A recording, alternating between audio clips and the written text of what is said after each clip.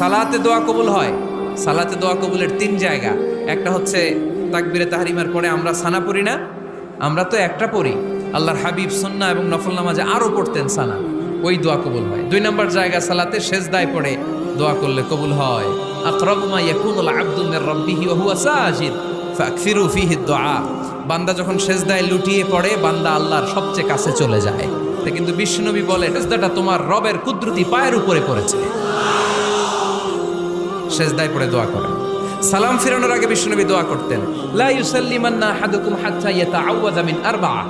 আল্লাহর হাবিব বললেন, চার জিনিস থেকে পানাহ না আছে আমার কোন উম্মত যেন সালাম না ফিরায়। তারা যেন পড়ে, আল্লাহুম্মা ইন্নী আউযু বিকা মিন আযাবিল কবর, আউযু বিকা মিন আযাবি জাহান্নাম, আউযু বিকা মিন ফিতনাতিল মাহইয়া ওয়াল মামাত, আউযু বিকা মিন ফিতনাতিল মাসিহিদ দাজ্জাল। আল্লাহ কবরের আযাব থেকে বাঁচাও, আল্লাহ জাহান্নামের আগুন থেকে বাঁচাও, আল্লাহ